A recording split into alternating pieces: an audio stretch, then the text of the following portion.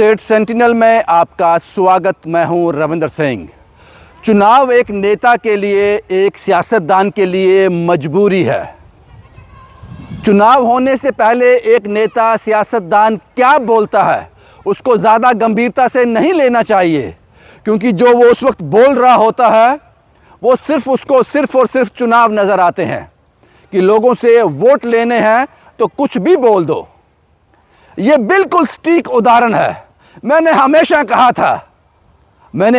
कहा था जो रूलिंग पार्टी होगी, हम अगर वो अच्छा काम करेंगे उसकी अच्छाई भी बताएंगे, और यहाँ हमें कुछ सुर बदले बदले से नज़र आए और वो भी बताएंगे हम आपको।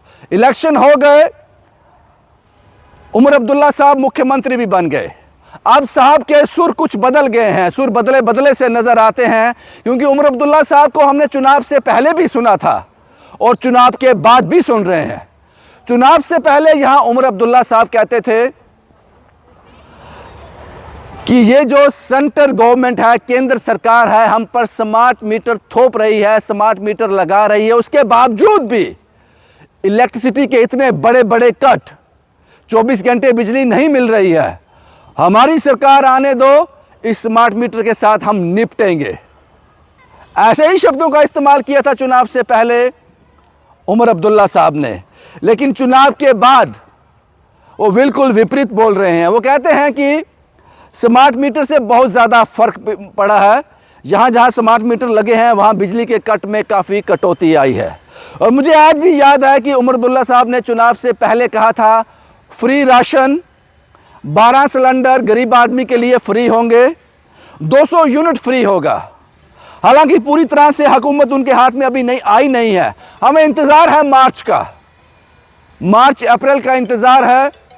पता नहीं उस वक्त क्या होगा या क्या नहीं होगा, लेकिन हम उस वक्त का इंतज़ार कर रहे हैं कि शायद उस वक्त जो वादे उन्होंने किए थे वो पूरे हो जाएं।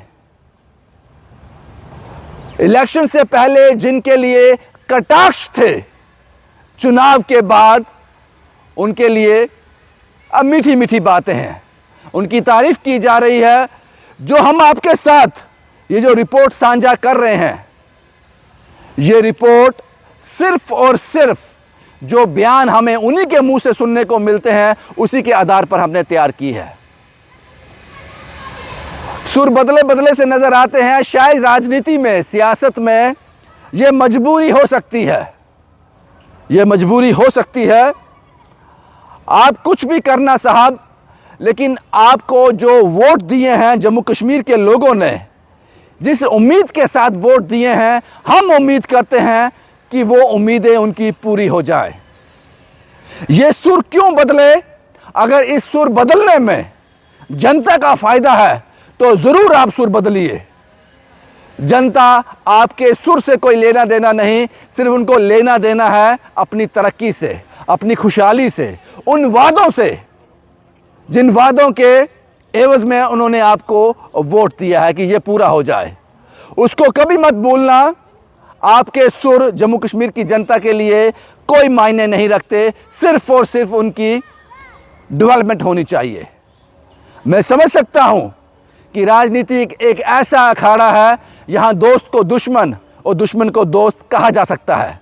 आप ही ने कहा था उमर अब्दुल्ला साहब, जब देवेंद्र सिंह राणा ने भारतीय जनता पार्टी ज्वाइन की थी, आपका ये ट्वीट पे द्वारा आपने ये स्टेटमेंट दिया था कि यहाँ कोई परमानेंट दोस्त नहीं है सियासत में और कोई परमानेंट दुश्मन नहीं है।